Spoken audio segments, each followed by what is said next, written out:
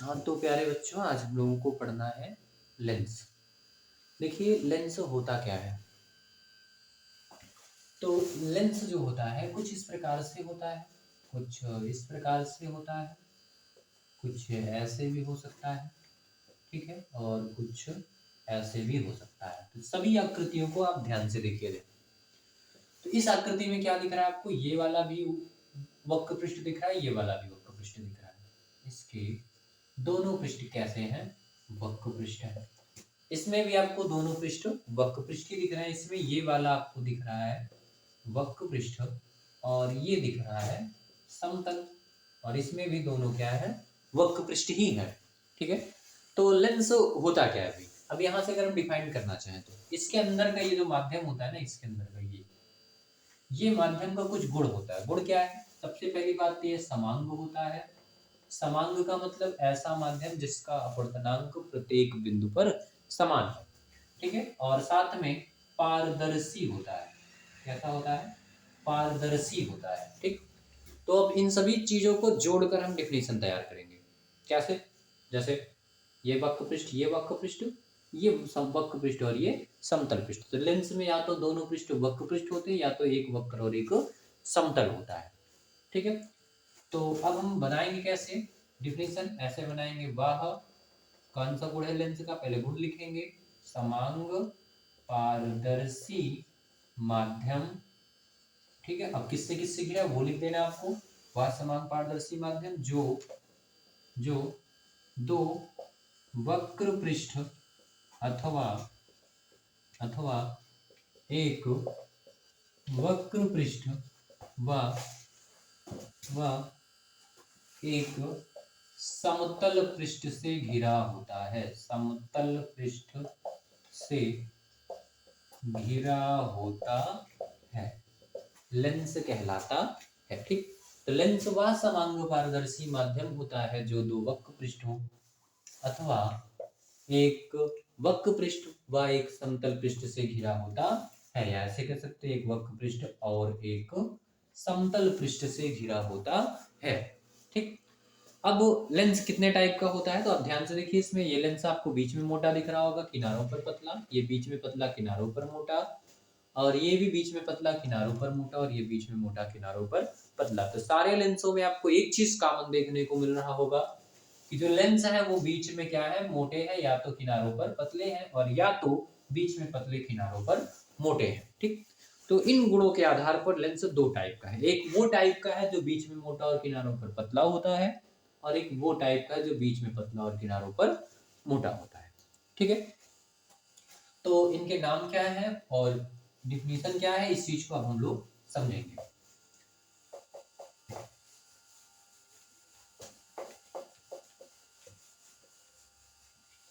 तो चलिए देखिए, अब हमको पढ़ना है लेंस के प्रकार। लेंस के प्रकार।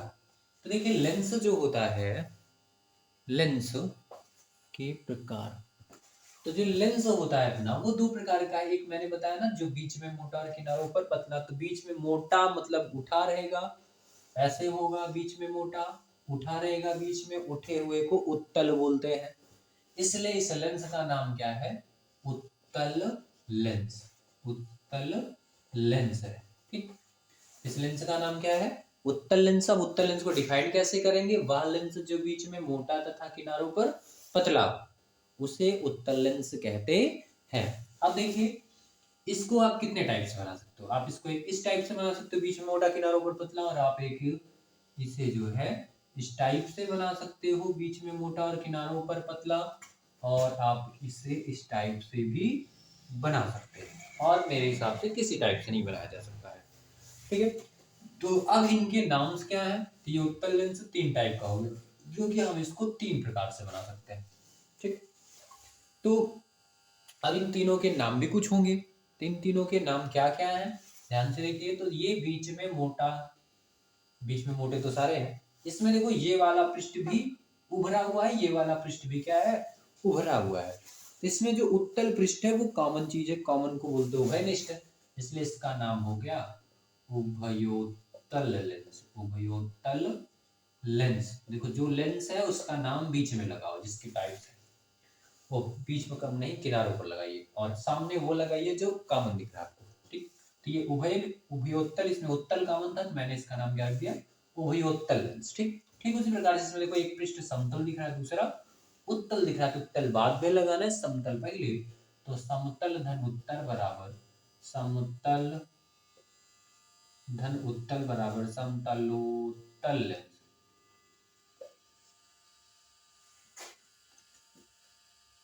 लेंस, ठीक। और ये देखो एक पृष्ठ दबा हुआ जिसको बोलते हैं अवतल, जो उभरा है उसको बोलते हैं उत्तल। अवतल धन उत्तल बराबर हो जाएगा अवतलोत्तल लेंस, अवतलोत्तल लेंस,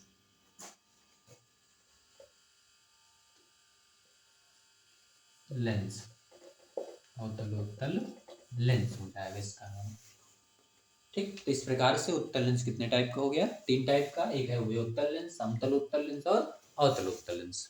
उभयोत्तल लेंस क्या होता है, जिसके दोनों पृष्ठ उभरे हुए हों उसे उभयोत्तल लेंस कहते हैं। और वह लेंस जिसका एक पृष्ठ समतल और दूसरा अवतल हो, समतलोत्तल लेंस कहते हैं। और वह लेंस जिसका एक पृष्ठ अवतल हो और दूसरा उत्तल हो, उसको अवतलोत्तल लेंस कहते हैं, ठीक। तो इसी प्रकार से अपने अवतल लेंस भी जो है 3 टाइप के होते हैं। अब हम लोग जो है अवतल लेंस के प्रकार पढ़ेंगे।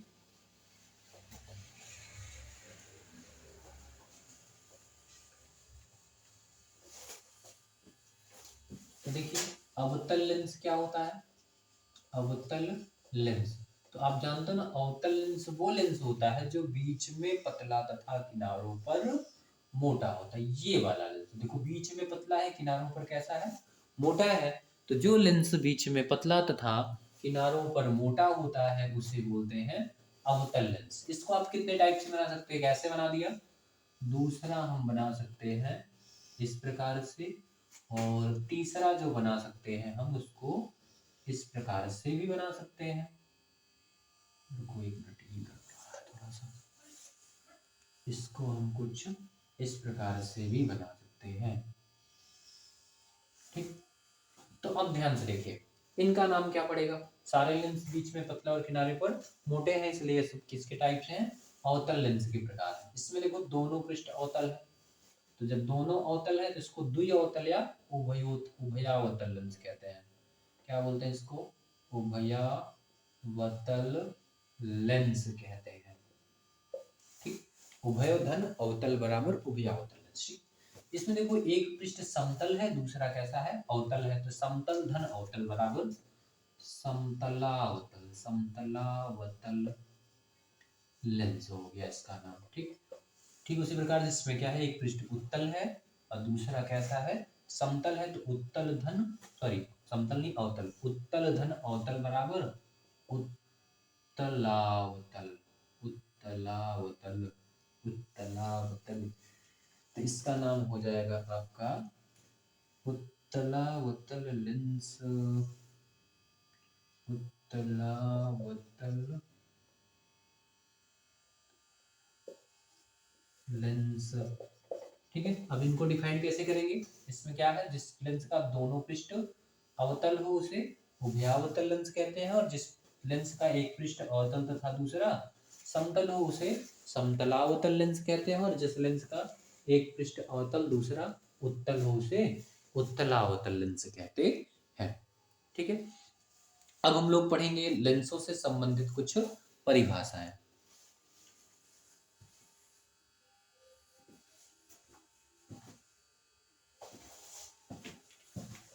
लेंसों से संबंधित कुछ परिभाषाएं,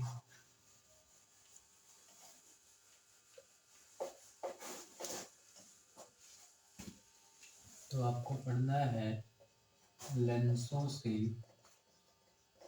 संबंधित कुछ परिभाषाएं। तो देखिए, अब लेंसों से संबंधित कुछ परिभाषाएं पढ़ना है आपको। तो इसमें से नंबर 1 है, सबसे पहले नंबर 1 पॉइंट है वक्रता केंद्र। नंबर 1 पॉइंट क्या है, वक्रता केंद्र, वक्रता केंद्र, ठीक, जिसको हम किससे लिखने वाले हैं, सी से लिखने वाले हैं। तो लेंस किस टाइप से होते हैं, लेंस आपने देखा कि एक ऐसा होता है और दूसरा वाला लेंस आपका ऐसा होता है, ठीक, ये लेंस आपने देखा। अच्छा, इस लेंस का अगर ये वाला इधर से, लेंस पे प्रकाश सदैव कैसे डालते हैं, बाईं ओर से, तो जब बाईं ओर से प्रकाश आएगा तो उसको सबसे पहले ये पृष्ठ मिलेगा, ये वाला, और इस पृष्ठ का जब गोला खींचोगे तो इसका जो गोला होगा वो कुछ इस प्रकार से बन जाएगा, ठीक। तो ये हो गया आपका पहला वक्र पृष्ठ, और पहले वक्र पृष्ठ का जो गोला बना उसका जो केंद्र आएगा वो हो जाएगा प्रथम वक्रता केंद्र, ठीक। तो इसमें जब प्रकाश आएगा इस वाले में तो ऐसे आएगा, ये थोड़ा ज्यादा नजदीक बन गया, इसको थोड़ा सा पीछे करते हैं, तो ये यहाँ बना देते हैं ऐसे,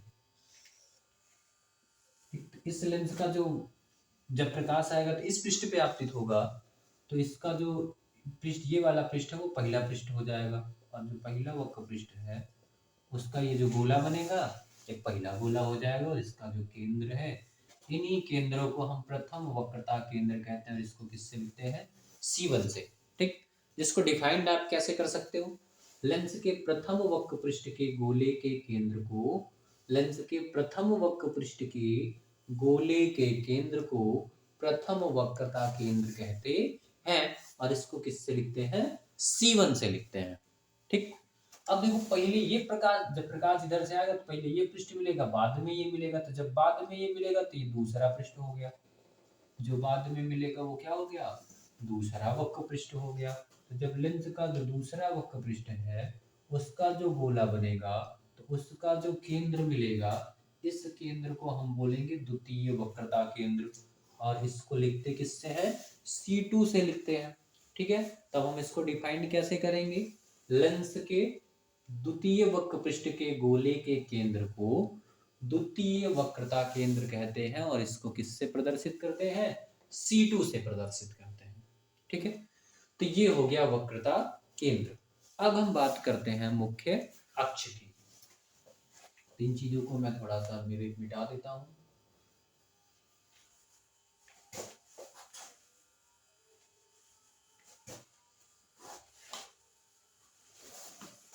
मुख्य अक्ष की बात में बात करेंगे, थोड़ा सा वक्रता त्रिज्या की बात कर लेते हैं, वक्रता त्रिज्या की बात कर लेते हैं, ठीक।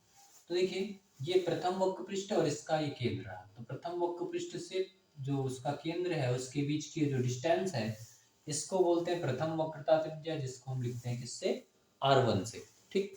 इसमें ये प्रथम वक्र पृष्ठ और इसका ये केंद्र रहा, तो इसकी इस त्रिज्या को क्या बोलेंगे, प्रथम वक्रता त्रिज्या, जिसे R1 से लिखते हैं, ठीक। उसी प्रकार से ये द्वितीय वक्र पृष्ठ और इसका ये केंद्र है, तो द्वितीय वक्र पृष्ठ को इसके केंद्र से मिलाएंगे जिस रेखा द्वारा, उसको बोलेंगे द्वितीय वक्रता त्रिज्या, इसको किससे लिखेंगे, R2 से। उसी प्रकार से इसमें भी ये द्वितीय वक्र पृष्ठ रहा, वो द्वितीय वक्रता केंद्र, इससे मिला दिए इसको, तो इसका जो रेडियस आया ये वाला, ये द्वितीय वक्रता त्रिज्या हो गया, और इसको हम लिखेंगे R2 से, ठीक। ये आपका R1 से हो गया, इसकी ये द्वितीय वक्रता त्रिज्या हो गया, प्रथम वक्रता त्रिज्या, इसमें प्रथम वक्रता त्रिज्या, इसमें द्वितीय वक्रता त्रिज्या हो गया। अब आपको अगर प्रथम वक्रता त्रिज्या को डिफाइन करना है तो लेंस के प्रथम वक्र पृष्ठ से उसके केंद्र तक की दूरी को प्रथम वक्रता त्रिज्या कहते हैं, और द्वितीय वक्र पृष्ठ से उसके केंद्र तक की दूरी को द्वितीय वक्रता त्रिज्या कहते हैं, ठीक है। तो ये हो गया आपका वक्रता त्रिज्या। अब आपको पढ़ना है मुख्य फोकस, सॉरी मुख्य अक्ष पढ़ना है अब आपको।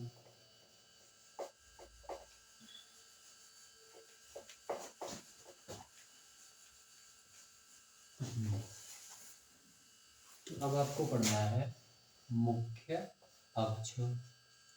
तो देखिए, मुख्य अक्ष क्या होता है, तो आपने देखा कि आपका लेंस इस प्रकार से बना था, जिसमें इधर आपका क्या था, C2 था, और इधर क्या था आपका C1 था, ठीक। उसी प्रकार से ये अवतल लेंस था आपका, और अवतल लेंस में क्या था, इधर आपका C1 था और इधर आपका क्या था, C2 था, ठीक है। तो इन दोनों वक्रता केंद्रों से होकर गुजरने वाला जो अक्ष है, उसी अक्ष को हम क्या कहते हैं, मुख्य अक्ष कहते हैं। तो डिफाइंड कैसे करेंगे कि लेंस के लेंस के दोनों वक्रता केंद्रों से होकर गुजरने वाले अक्ष को लेंस के दोनों वक्रता केंद्रों से होकर गुजरने वाले अक्ष को ही मुख्य अक्ष कहते हैं। ठीक, उसके बाद अब बात आती है मुख्य फोकस की। इसकी बात आती है मुख्य फोकस की। तो मुख्य फोकस जो होता है वो दो टाइप का होता है। पहला है आपका प्रथम फोकस। पहला क्या है? प्रथम फोकस है। अब प्रथम फोकस क्या होता है, ध्यान से देखिए। हमने आपको बताया था जिस फोकस में प्रकाश की किरण पहले समांतर आए उसे प्रथम फोकस कहते हैं। और जिस फोकस में प्रकाश की किरण क्या हो जाए, तो देखिए, तो प्रथम फोकस पढ़ना है हम लोगों को। प्रथम फोकस क्या होता है? जिसमें प्रकाश की किरण बाद में समांतर हो। जिसमें प्रकाश किरण बाद में समांतर हो, अपवर्तन के बाद, उसको आप प्रथम फोकस कहते हैं। और जिसमें पहले समांतर आए उसको क्या बोलते हैं? द्वितीय फोकस। तो जैसे प्रथम फोकस है, इसमें क्या करेंगे, प्रकाश किरण बाद में समांतर होना चाहिए मुख्य अक्ष के। तो मुख्य अक्ष के बाद में समांतर होने के लिए कुछ इस प्रकार से आती है प्रकाश किरण। ठीक है, और ये अपवर्तित होकर मुख्य अक्ष के समांतर हो जाएगी। इसमें क्या होगा कि प्रकाश किरण कुछ इस प्रकार से आती हुई प्रतीत होगी और यह अपवर्तित होकर मुख्य अक्ष के समांतर हो जाएगी। जिसको हम आगे बढ़ाएंगे तो मुख्य अक्ष के इस बिंदु पर मिलती हुई प्रतीत होगी। ठीक है, तो ये जो पॉइंट्स हैं, जो मुख्य अक्ष पर ये प्रकाश किरण जिस बिंदु से होकर आई है, ये प्रकाश किरण मुख्य अक्ष के जिस बिंदु से होकर आई है या जिस बिंदु की ओर आती हुई प्रतीत हो रही है और अपवर्तित होकर मुख्य अक्ष के समांतर हो जा रही है, इन्हीं बिंदुओं को हम लोग क्या कहते हैं? प्रथम फोकस कहते हैं। और इसको किससे लिखते हैं? एफ डैश से लिखते हैं। इसको डिफाइंड कैसे किया जाएगा? तो मुख्य अक्ष पर स्थित वह बिंदु जहां से होकर आने वाली या जिस बिंदु की ओर आती हुई प्रतीत होने वाली प्रकाश की किरण अपवर्तन के पश्चात या लेंस से अपवर्तित होकर मुख्य अक्ष के समांतर हो जाती है, प्रथम फोकस कहलाता है। ठीक, और ये रहा इस लेंस का द्वारक। ये रहा इस लेंस का द्वारक, और इस पॉइंट को बोलते हैं हम लोग, इस पॉइंट को बोलते हैं हम लोग प्रकाशिक केंद्र, जिसको किससे लिखते हैं? सी से लिखते हैं, स्मॉल सी से लिखते हैं। तो लेंस के प्रकाशिक केंद्र से इस प्रथम फोकस तक की जो दूरी है, इसको प्रथम फोकस दूरी कहते हैं। और इसको भी लिखते हैं किससे? स्मॉल एफ डैश से। लेंस के इस प्रकाशिक केंद्र से प्रथम फोकस तक की दूरी को प्रथम फोकस तक की दूरी को प्रथम फोकस दूरी कहते हैं। और जिसको लिखते किससे हैं? स्मॉल एफ डैश से लिखते हैं। ठीक है, तो ये हो गया आपका प्रथम फोकस। प्रथम फोकस क्या हो गया?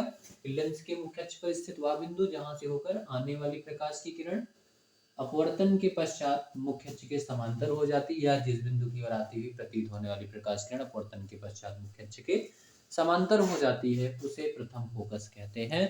और प्रथम फोकस से प्रकाशिक केंद्र तक की दूरी को प्रथम फोकस दूरी कहते हैं, जिसे एफ डैश से लिखते हैं।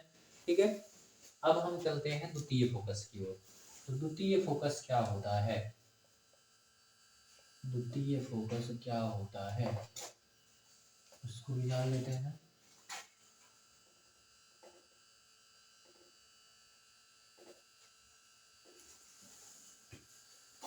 तो प्रथम नहीं, अब हमको क्या पढ़ना है? नंबर 2 पॉइंट है आपका द्वितीय फोकस। तो देखिए, द्वितीय फोकस क्या होता है? तो जिसमें प्रकाश किरण मुख्य अक्ष के समांतर है। ठीक है, और ये प्रकाश किरण जब अपवर्तित होगी तो लेंस से कुछ इस प्रकार से होती हुई जाएगी। और इसमें क्या होगा कि प्रकाश किरण ऐसे मुड़ जाएगी और इसको पीछे बढ़ाएंगे तो मुख्य अक्ष के इस बिंदु से आती हुई प्रतीत होगी। ठीक है, तो पहले क्या है, प्रकाश किरण कैसे आया हुआ है? तो प्रकाश की किरण मुख्य अक्ष के समांतर आया हुआ है, तो डिफाइंड। और ये जो जहां पे मुख्य अक्ष को काटा है इसे ही द्वितीय फोकस कहते हैं। और या जिस बिंदु से आता हुआ इसमें प्रतीत हो रहा है, इसको द्वितीय मुख्य फोकस कहते हैं। ठीक, अब इसको डिफाइन कैसे करेंगे? तो लेंस के मुख्य अक्ष के समांतर चलने वाली प्रकाश की किरण अपवर्तन के पश्चात मुख्य अक्ष के जिस बिंदु से होकर जाती है या मुख्य अक्ष के जिस बिंदु से आती हुई प्रतीत होती है, इसे द्वितीय मुख्य फोकस कहते हैं। और इसको केवल और केवल एफ से प्रदर्शित करते हैं। ठीक, और इसको केवल एफ से प्रदर्शित करते हैं। और ये जो प्रकाशिक केंद्र है, इससे इस फोकस तक की जो डिस्टेंस है, इसको फोकस दूरी कहते हैं या द्वितीय फोकस दूरी कहते हैं, जिसको हम सिर्फ किससे लिखते हैं? एफ से, स्मॉल एफ से लिखते हैं। ठीक उसी प्रकार इसमें भी ये जो द्वितीय फोकस है इससे प्रकाशिक केंद्र के बीच की जो दूरी है इसको हम किससे लिखते हैं, स्मॉल एफ से प्रदर्शित करते हैं, जिसको हम बोलते हैं द्वितीय फोकस दूरी। ठीक है, अब आगे चलते हैं। तो नेक्स्ट टॉपिक है अपना, द्वितीय फोकस हो गया। अब हमको पढ़ना है फोकस तल। अब हमको पढ़ना है फोकस तल।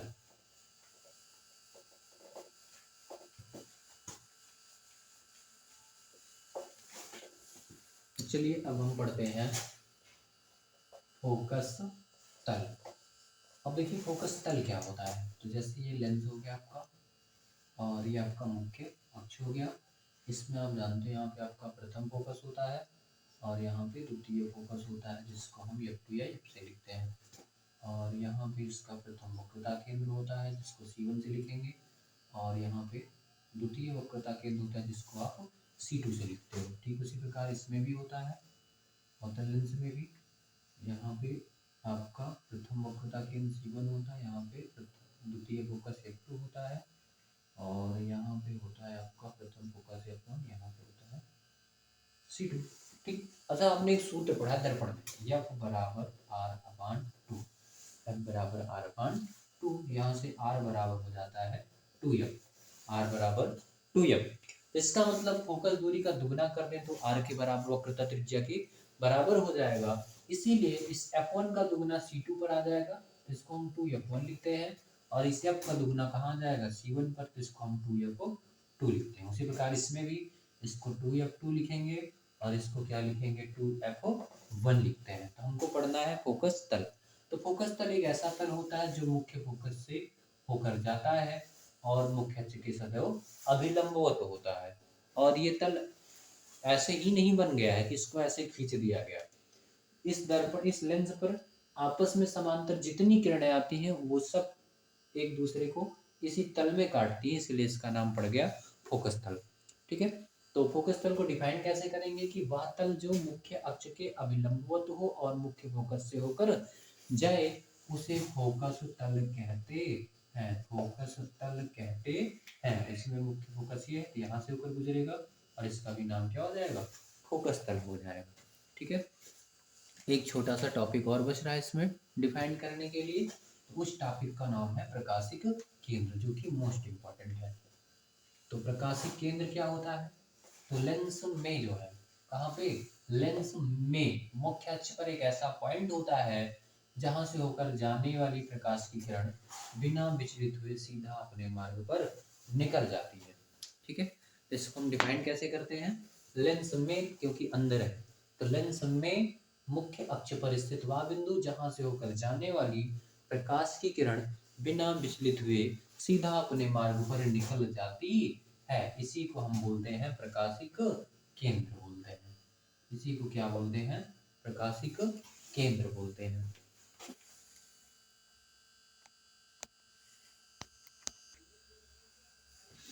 तो चलिए अब हम लोग लेंसों से अपवर्तन का नियम पढ़ लेते हैं। लेंसों से अपवर्तन का नियम,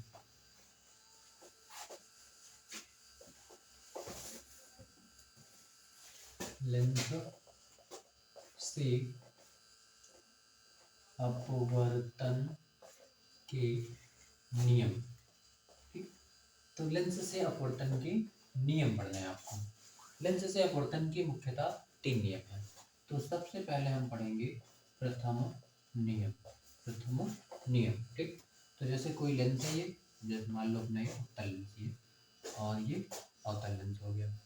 ठीक है, उसका ये मुख्य अक्ष हो गया और इसमें ये प्रकाशिक केंद्र हो गया। यहाँ पे आपका हो गया प्रथम फोकस F1, ये हो गया 2F1, और ये हो गया आपका F2, और ये हो गया आपका 2F2। इसी प्रकार से इसमें भी ये हो गया आपका F2 और ये हो गया 2F2, और ये हो गया आपका F1 2F1। ठीक, इसमें आपका प्रथम नियम कहता क्या है कि मुख्य अक्ष के समांतर चलने वाली प्रकाश की किरण, मुख्य अक्ष के समांतर चलने वाली प्रकाश की किरण लेंस से अपवर्तन के पश्चात मुख्य फोकस से होकर जाती है या मुख्य फोकस से आती हुई प्रतीत होती है। ठीक है, तो तो ये होता है आपका लेंस से अपवर्तन का प्रथम नियम। क्या होता है कि मुख्य अक्ष के समांतर चलने वाली प्रकाश की किरण अपवर्तन के पश्चात या तो द्वितीय फोकस से होकर जाती है या द्वितीय फोकस से आती हुई प्रतीत होती है। ठीक है।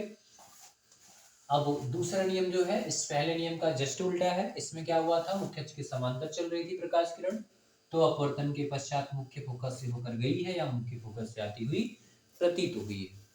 ठीक है, तो ये पहला नियम हो गया। अब दूसरा नियम क्या होता है, तो दूसरा नियम क्या होता है उसको भी ध्यान से देख लीजिए। तो मैं डेफिनेशन को बोल दे रहा हूं, अगर आप लिखना चाहो तो लिख लेना कि लेंस के मुख्य अक्ष के समांतर चलने वाली प्रकाश की किरण अपवर्तन के पश्चात या तो मुख्य फोकस से होकर जाती है या मुख्य फोकस से आती हुई प्रतीत होती है। ठीक, तो अब द्वितीय नियम इसका क्या है, द्वितीय नियम, इसका जो द्वितीय नियम है वो ये है कि प्रथम फोकस से होकर आने वाली प्रकाश की किरण या प्रथम फोकस की ओर आती हुई प्रतीत होने वाली प्रकाश की किरणें लेंस से अपवर्तन के पश्चात मुख्य अक्ष के समांतर हो जाती है। ठीक है, तो इसको डिफाइन कैसे करना है, लेंस के प्रथम फोकस से होकर आने वाली या प्रथम फोकस की ओर आती हुई प्रतीत होने वाली प्रकाश की किरण अपवर्तन के पश्चात मुख्य अक्ष के समांतर हो जाती है। ये आपका हो गया द्वितीय नियम। अब आप पढ़ेंगे तृतीय नियम। अब आपको पढ़ना है तृतीय नियम। तो देखिए तृतीय नियम क्या होता है, तृतीय नियम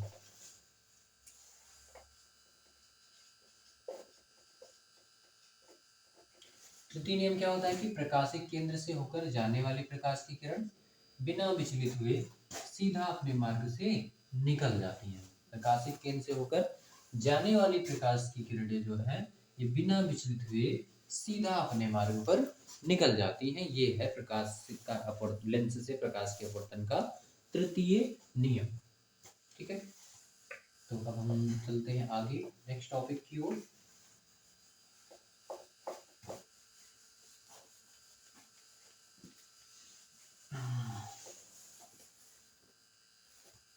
अब हमको पढ़ना है लेंस से प्रतिबिंब का बनना, प्रतिबिंब का बनना, लेंस से प्रतिबिंब का बनना। तो देखिए सबसे पहले हम लोग पढ़ेंगे उत्तल लेंस से, उत्तल लेंस से प्रतिबिंब का बनना, प्रतिबिंब का बनना। ठीक है, उत्तल लेंस से प्रतिबिंब का बनना। अब एक उत्तल लेंस है आपके पास ये,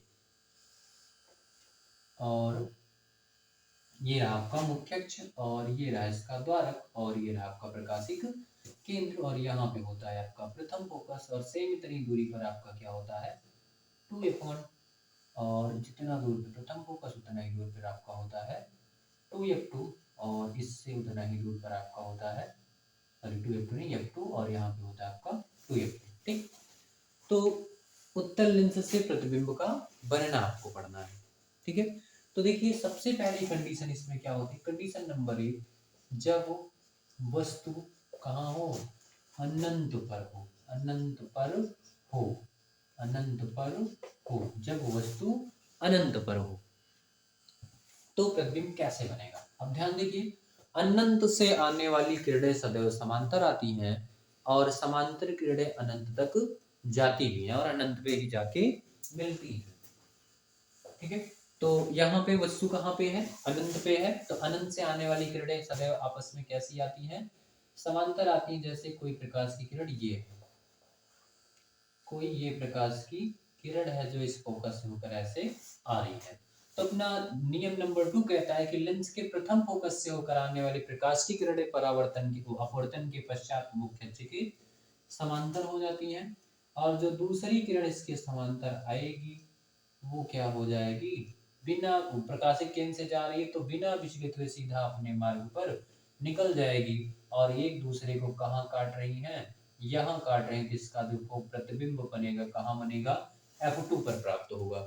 तो वस्तु का प्रतिबिंब कहाँ प्राप्त हुआ है? फोकस पर, द्वितीय फोकस पर, यानी कि मुख्य फोकस पर लिखेंगे इसको। क्या लिखेंगे? मुख्य फोकस, या आप लिख सकते हो कि प्रतिबिंब F2 पर प्राप्त हुआ है। कहाँ प्राप्त हुआ है? F2 पर प्राप्त हुआ है। वस्तु अनंत पे है, तो अनंत पे रखी वस्तु बहुत बड़ी है, ठीक है, क्योंकि यहाँ पे देखो अगर वस्तु होती कितनी बड़ी होती, यहाँ पे होती कितनी बड़ी होती, और अनंत पे होती तो बहुत बड़ी होती, और उस बहुत बड़ी वस्तु के सामने ये जो प्रतिबिंब बना है ये बहुत छोटा होगा। तो दूसरा पॉइंट हो जाएगा कि इसमें जो प्रतिबिंब है वस्तु से बहुत छोटा है, बहुत छोटा है, ठीक है। और उसके बाद ये इसका स्तर नीचे की ओर है, ये प्रकाश की किरण मुख्य अक्ष से नीचे मिली हैं, इसलिए ये उल्टा है। कैसा है? उल्टा है, और प्रकाश किरणें यहाँ पे वास्तव में मिल रही हैं, इसलिए प्रतिबिंब भी कैसा है? वास्तविक है। प्रतिबिंब कैसा है? वास्तविक है, ठीक है। तो जब वस्तु अनंत पर होगा तो उसका प्रतिबिंब कैसे, कहाँ कहाँ और किस आकृति में बनेगा? तो जब वस्तु अनंत पे होती है तो उसका प्रतिबिंब F2 पर यानी द्वितीय फोकस पर बनता है, और वस्तु से बहुत छोटा, उल्टा और वास्तविक प्रतिबिंब प्राप्त होता है। अब नेक्स्ट है अपना, अब वस्तु को थोड़ा सा पास लेकर आएंगे, तो पास लाएंगे तो वस्तु 2F1 और अनंत के बीच में आ जाएगा। तो कंडीशन नंबर सेकंड है अपना, सेकंड कंडीशन, जब वस्तु 2F1 तथा अनंत के बीच में हो, जब वस्तु 2F1 तथा अनंत के बीच में हो, ठीक है। तो ये हो गया आपका लेंस, ये हो गया आपका लेंस, ये मुख्य अक्ष हो गया, और ये हो गया आपका प्रकाशिक केंद्र, और इससे इतना दूरी पर आपका प्रथम फोकस 2F1 F2 2F2। यहाँ पे क्या है आपका F1 हो गया, ये हो गया 2F1, और ये हो गया आपका F2, और ये हो गया 2F2। तो वस्तु कहाँ रखा है? अनंत और 2F1 के बीच, 2F1 तथा अनंत के बीच में। तो वहां पे मैंने वस्तु को रख दिया। तो आप जानते हो सबसे पहला नियम लगाना, इसमें कोई भी दो नियम लगाओ जो लग सके। तो पहला नियम जैसे मैं लगाता हूँ कि मुख्य अक्ष के समांतर चलने वाली प्रकाश की किरण अपवर्तन के पश्चात मुख्य फोकस से होकर जाती है। दूसरा नियम लगा देते हैं कि प्रथम फोकस से होकर जाने वाली प्रकाश की किरणें अपवर्तन के पश्चात मुख्य अक्ष के समांतर हो जाती है, और ये दोनों एक दूसरे को यहाँ काट रही है, तो इसका प्रतिबिंब यहाँ पे बन जाएगा, ठीक है। जहाँ वस्तुएं पर अपवर्तन के पश्चात एक दूसरे को काटती हैं, वहीं पर इनका बन जाता है प्रतिबिंब। तो अब देखिए वस्तु जो है आपका इतना बड़ा है, प्रतिबिंब इतना बड़ा है, तो प्रतिबिंब सबसे पहले वस्तु से छोटा है। प्रतिबिंब कैसा है? वस्तु से छोटा है, छोटा है। और उसके बाद कहाँ प्राप्त हुआ? F2 और 2F2 के बीच में। कहाँ प्राप्त हुआ है? F2 तथा 2F2 के, F2 तथा 2F2 के बीच में प्राप्त हुआ है, बीच में है। और उसके बाद कैसा है? प्रकाश किरणें वहां वास्तव में मिली हैं, तो प्रतिबिंब वास्तविक है, वास्तविक है, और सर नीचे इसलिए कैसा है? उल्टा है। सर नीचे इसलिए कैसा है? उल्टा प्राप्त हुआ है, ठीक है। तो जब वस्तु कहाँ पे हो? 2F1 तथा अनंत के बीच में होगी, तो वस्तु का जो प्रतिबिंब होगा वस्तु से छोटा, वस्तु से छोटा, 2F2 तथा 2F2 के बीच में वास्तविक और उल्टा प्राप्त होता है, ठीक है। अब नेक्स्ट है अगला टॉपिक, वस्तु को और आगे बढ़ाते हैं थोड़ा सा। तो जब वस्तु को और आगे बढ़ाएंगे, और आगे बढ़ाएंगे तो वस्तु को कहाँ रखना है? आपको आगे बढ़ा के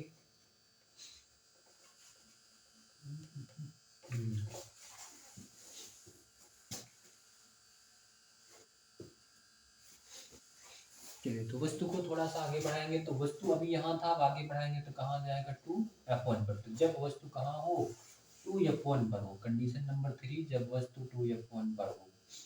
तो जब वस्तु 2F1 पर होगा तो फिर से पहला नियम लगाइए, तो मुख्य अक्ष के समांतर चलने वाली प्रकाश की किरणें अपवर्तन के पश्चात मुख्य फोकस से होकर जाती हैं।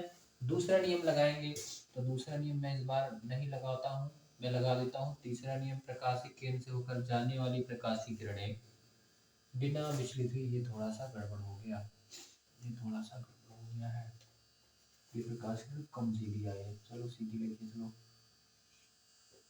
और ये अपवर्तित होगी तो कहाँ से होके जाएगी, अपना फोकस से होकर जाएगी, ये टेढ़ी हो गई थोड़ी सी, इसको सीधा लाइए तो यहाँ मिलेगा, ठीक है। तो ये कहाँ मिल रहा है, यहाँ पे मिल रहा है, यहाँ का मतलब कहाँ पे, 2f2 पे मिल रहा है, कहाँ मिल रहा है, 2f2 पे। इसका प्रतिबिंब कहाँ बनेगा, जब वस्तु 2f1 पर होगा तो प्रतिबिंब कहाँ प्राप्त होगा, 2f2 पर। प्रतिबिंब कहाँ बनेगा, 2f2 पर बनेगा। कैसा बनेगा, वस्तु इतना बड़ा और प्रतिबिंब भी उतना बड़ा, वस्तु के बराबर बनेगा, वस्तु के बराबर बनेगा, और साथ में उल्टा प्राप्त होगा, उल्टा प्राप्त होगा, ठीक है। और वास्तव में प्रकाश किरणें मिली है, इसलिए प्रतिबिंब कैसा है, वास्तविक है। कैसा प्रतिबिंब है, वास्तविक है। तो जब वस्तु 2f1 पर होगी तो उसका जो प्रतिबिंब है वो वास्तविक, उल्टा, वस्तु के बराबर और 2f2 पर प्राप्त होता है, ठीक है। अब इसी प्रकार से अपनी नेक्स्ट कंडीशन है, condition number 4, condition number 4, condition number 4 क्या है, वस्तु को थोड़ा सा और आगे लाओ, तो वस्तु 2f1 और f1 के बीच में आ जाएगा। तो कंडीशन नंबर 4 अपना क्या है कि जब वस्तु, कंडीशन नंबर 4, कंडीशन नंबर 4,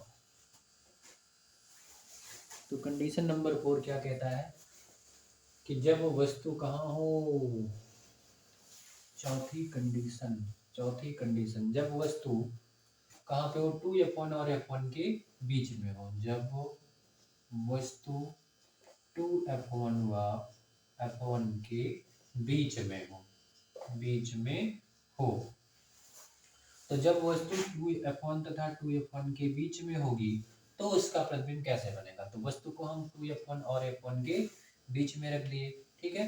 अब इसका प्रतिबिंब कहाँ और कैसा प्राप्त होने वाला है, देखते हैं जरा। तो पहला नियम लगाइए, तो वही मुख्य अक्ष के समांतर चलने वाली प्रकाश की किरणें जो है अपवर्तन के पश्चात प्रथम फोकस से होकर जाती हैं। दूसरा नियम नहीं लग पाएगा क्योंकि यहाँ से आने वाली प्रकाश किरण लेंस तक पहुंचेगी नहीं, इसलिए हम लगाएंगे तीसरा नियम। तो तीसरे नियम के अकॉर्डिंग प्रकाशिक केंद्र से होकर जाने वाली प्रकाश की किरणें अपवर्तन के पश्चात बिना विचलित हुए सीधा निकल जाती हैं। तो ये किरणें कहाँ मिल रही हैं, एक दूसरे से यहाँ मिल रही हैं, इसका जो प्रतिबिंब होगा वो यहाँ पर प्राप्त हो जाएगा, ठीक है। कहाँ प्राप्त हो रहा है, तो ये 2f1 है और f2f1 के बाहर प्राप्त हो रहा है, यानी अनंत और 2f1 के बीच में प्राप्त हो रहा है। तो प्रतिबिंब कहाँ प्राप्त होगा भैया, अनंत, अनंत तथा 2f2 के बीच में प्राप्त होगा। और उसके बाद देखेंगे तो वस्तु इतना बड़ा, प्रतिबिंब उससे बड़ा है, तो वस्तु से बड़ा, वस्तु से कैसा प्राप्त हो रहा है, बड़ा प्राप्त हो रहा है। और इसका सर कहाँ है, नीचे की ओर, अर्थात ये कैसा है आपका, उल्टा है, कैसा है, उल्टा है। और वास्तव प्रकाश की किरणें मिली, इसलिए कैसा प्रतिबिंब बना है, वास्तविक प्राप्त हुआ है। तो प्रतिबिंब कैसा कहाँ प्राप्त हुआ है, तो प्रतिबिंब अनंत तथा 2f2 के बीच में वास्तु से बड़ा, उल्टा और वास्तविक प्राप्त होता है।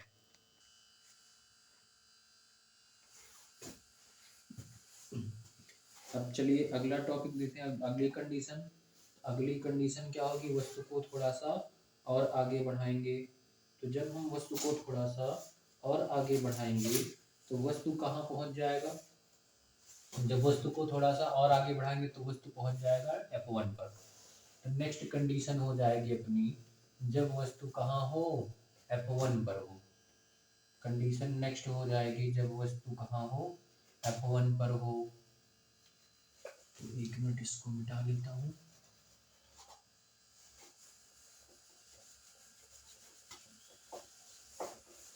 तो वस्तु को, जब वस्तु कहाँ होगी, f1 पर होगी, f1 पर हो। पर कंडीशन नंबर 5, तो वस्तु को उठा के रख देते हैं इस पर, f1 पर। तो जब वस्तु f1 पर हो तो क्या होगा, अब ध्यान से देखिए। तो ये आपका क्या है, f2 है, तो जब वस्तु F1 पर होगा तो मुख्य अक्ष के समांतर चलने वाली प्रकाश किरण कहाँ से होकर जाएगी, वहीं से फिर से जाएगी, मुख्य फोकस से होकर जाएगी। और उसके बाद दूसरा है प्रकाशिक केंद्र से होकर जाने वाली प्रकाश किरणें बिना विचलित हुए सीधा अपने मार्ग पे निकल जाएंगे। तो ये किरणें कैसी जा रही हैं, समांतर जा रही। तो मैंने बताया ना, समांतर किरणें कहाँ पे मिलती हैं, अनंत पे मिलती हैं। इनका प्रतिबिंब भी कहाँ बनेगा, प्रतिबिंब जो होगा, प्रतिबिंब जो होगा वो कहाँ प्राप्त होगा, अनंत पर प्राप्त होगा, अनंत पर प्राप्त होगा। ठीक है। और वास्तव में प्रकाश की किरणें जा रही हैं इसलिए वहां पे वास्तव में मिलेंगी। तो प्रतिबिंब कैसा प्राप्त होगा, वास्तविक प्राप्त होगा। प्रतिबिंब कैसा होगा, वास्तविक होगा भाई। और उसके साथ ये यहाँ पे मिलती तो इतना बड़ा होता, तो अनंत में मिलेंगी तो कैसा बनेगा, बहुत बड़ा बनेगा। यानी वस्तु की तुलना में वस्तु से बहुत बड़ा प्राप्त होगा, वस्तु से बहुत बड़ा बनेगा। ठीक है। और उसके बाद सब प्रकाश किरणें जो जा रही है मुख्य अक्ष के नीचे ही जा रही हैं, इसलिए कैसा बनेगा, उल्टा होगा। कैसा होगा, उल्टा होगा। तो जब वस्तु प्रथम फोकस पर होगा तो प्रतिबिंब कहाँ बनेगा, तो इसका जो प्रतिबिंब होगा अनंत पर प्राप्त होगा, वास्तविक होगा और वस्तु से बड़ा तथा उल्टा प्राप्त होगा। ठीक है। अब हम पढ़ेंगे नेक्स्ट कंडीशन। नेक्स्ट कंडीशन क्या है, वस्तु को और आगे बढ़ाएंगे तो F1 और C के बीच में आ जाएगी। तो जब वस्तु कहाँ पर हो, F1 तथा F1 तथा F1 तथा प्रकाशिक केंद्र के बीच में हो। जब वस्तु F1 तथा प्रथम फोकस तथा प्रकाशिक केंद्र के बीच में हो तो प्रतिबिंब कहाँ प्राप्त होगा। तो चलिए देखते हैं प्रतिबिंब कहाँ पर प्राप्त होगा।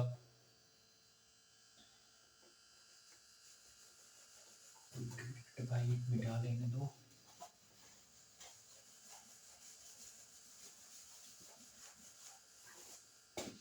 तो देखिए ये बहुत खराब हो गया चित्र, चित्र कुछ ज्यादा ही खराब हो गया।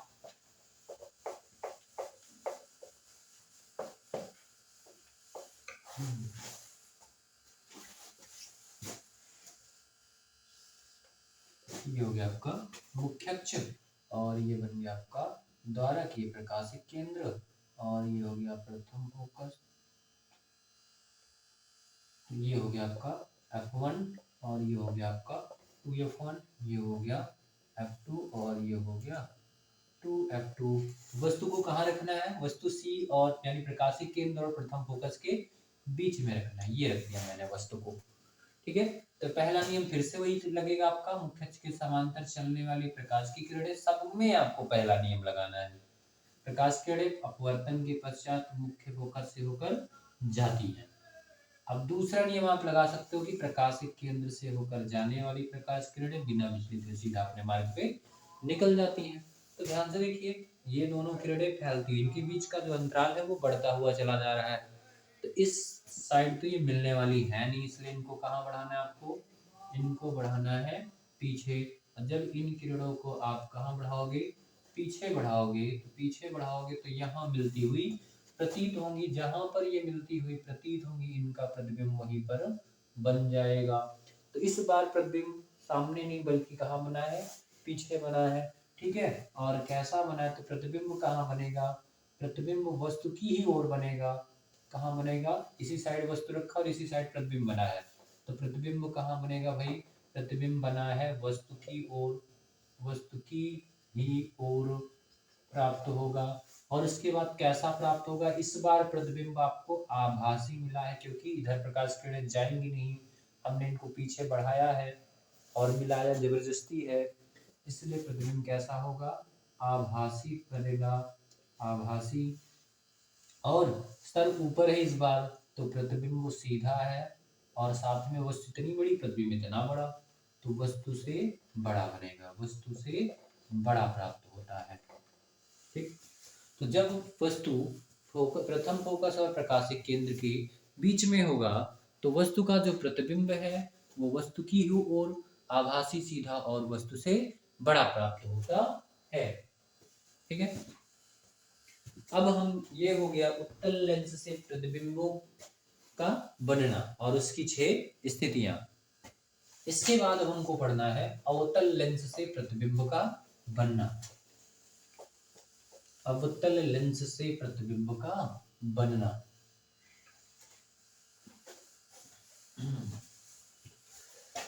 तो हमको पढ़ना है अवतल लेंस से प्रतिबिंब का बनना। अब देखिए अवतल लेंस में जो है दो कंडीशंस होती हैं। सबसे पहली कंडीशन क्या है, जब वस्तु अनंत पर हो। कहाँ हो? अनंत पर हो। जब वस्तु अनंत पर हो, ठीक। तो जब वस्तु अनंत पर होगी तो हमने आपको बताया ना कि अनंत से आने वाली किरणें सदैव कैसी आती हैं? आपस में समांतर आती है, ठीक है। अब ये आपका मुख्य अक्ष हो गया और ये हो गया इस लेंस का द्वारक और ये प्रकाशिक केंद्र हो गया और ये इसका प्रथम फोकस और ये प्रथम फोकस आपका F1 हो गया और ये हो गया 2F1 और सेम इतना ही दूरी पर आपको रखना है द्वितीय फोकस, यानी कि आपका हो जाएगा F2 और ये हो जाएगा आपका 2F2, ठीक है। तो अनंत से आने वाली प्रकाश किरण कैसे आती है भाई? समांतर किरणें आती हैं, ठीक है। तो समांतर किरणें कैसे आएंगी? अब ध्यान से देखिए, पहली किरण आएगी जो मुख्य अक्ष प्रथम फोकस की ओर आती हुई प्रतीत होगी। तो प्रथम फोकस की ओर आती हुई प्रतीत होने वाली प्रकाश किरणें आपने पढ़ा है ना, अपवर्तन के पश्चात मुख्य अक्ष के समांतर हो जाती हैं। अपवर्तन के पश्चात कैसी जाती हैं? मुख्य अक्ष के समांतर हो जाती हैं, ठीक है। और नेक्स्ट है आपका दूसरा नियम लगाते हैं कि प्रकाशिक केंद्र से होकर आने वाली प्रकाश की किरण बिना विचलित हुए सीधा अपने मार्ग पे निकल जाती हैं। तो ये किरणें इस साइड तो मिलने वाली नहीं है, इस साइड तो इसको हम आगे बढ़ाएंगे और इसको आगे बढ़ाएंगे तो इनके बीच का अंतराल बढ़ता जाएगा, मिलना तो है नहीं इनको, इसलिए अब इनको हम कहाँ बढ़ाएंगे? पीछे बढ़ाएंगे। तो पीछे बढ़ाएंगे तो यहाँ एक दूसरे से मिल जाएंगी। तो ये किरणें यहाँ पर एक दूसरे से मिल रही हैं या यहाँ मिलती हुई प्रतीत हो रही हैं, अर्थात इसका प्रतिबिंब यहाँ पे बनेगा। कहाँ पे प्रतिबिंब प्राप्त हुआ है? तो प्रतिबिंब जो प्राप्त हुआ है वो मुख्य फोकस पर प्राप्त हुआ है। द्वितीय फोकस को मुख्य फोकस कहते हो आप। तो प्रतिबिंब कहाँ प्राप्त हुआ है? मुख्य फोकस पर। प्रतिबिंब कहाँ प्राप्त हुआ? मुख्य फोकस पर। कैसा बना है? आभासी बना है। आभासी बना है और सर ऊपर है इसलिए कैसा है? सीधा है। और वस्तु अनंत पे बहुत बड़ी, उसकी तुलना में ये क्या है? वस्तु से बहुत छोटा है, बहुत छोटा है, ठीक है। तो ये हो गया उत्तल लेंस से प्रतिबिंब बनने का प्रथम कंडीशन। नेक्स्ट है आपका उत्तल लेंस से प्रतिबिंब के बनने की सेकंड कंडीशन।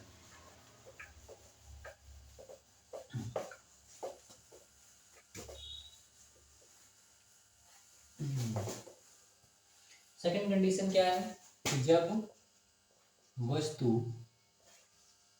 अनंत तथा प्रकाशिक केंद्र के बीच में हो। जब वस्तु कहाँ हो? अनंत तथा प्रकाशिक केंद्र के बीच में हो, ठीक है। तो देखिए प्रतिबिंब कहाँ बनेगा? तो ये रहा आपका अवतल लेंस और ये हो गया आपका मुख्य अक्ष और ये हो गया आपका प्रकाशिक केंद्र और ये हो गया द्वारक, ये हो गया द्वितीय फोकस,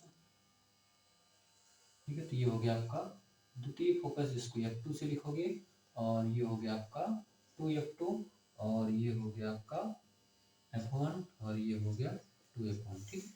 तो वस्तु कहाँ रखा है हमने? कहीं भी रख दो, इस प्रकाशिक केंद्र और अनंत के बीच में कहीं भी रख दो, ठीक है। कहीं भी आप प्रतिबिंब वस्तु को रख दो। तो अब होने क्या वाला है? मुख्य अक्ष के समांतर चलने वाली प्रकाश की किरणें क्या होंगी? अपवर्तन के पश्चात द्वितीय मुख्य फोकस से आती हुई प्रतीत होंगी, ठीक है। और सेकंड रूल क्या है कि प्रकाशिक केंद्र से होकर जाने वाली प्रकाश की किरणें बिना विचलित हुए सीधा अपने मार्ग पे निकल जाती हैं। तो ये इस साइड तो मिलेंगी नहीं, इसको जब पीछे बढ़ाएंगे तो कहाँ मिलती हुई प्रतीत हो रही है? यहाँ पे। जहाँ मिलती हुई प्रतीत हो रही है यहीं पे इसका क्या बन जाएगा? प्रतिबिंब बन जाएगा। तो इस बार प्रतिबिंब कहाँ बना है? F2 और C के बीच में, यानी कि मुख्य फोकस तथा प्रकाशित केंद्र के बीच में प्राप्त होगा। ठीक है, और वस्तु की तुलना में छोटा है, तो वस्तु से छोटा, आभासी आभासी और सीधा है। वस्तु से छोटा, आभासी और सीधा है। तो चलिए देखिए, वीडियो बहुत लंबा हो गया है, तो अब हम लोग जो है यही विराम लेते हैं। कल हम लोग लेंस मेकर फार्मूला, लेंस की क्षमता और लेंसों के संयोजन को पढ़ेंगे। ठीक है, तो चलते हैं, बाय बाय।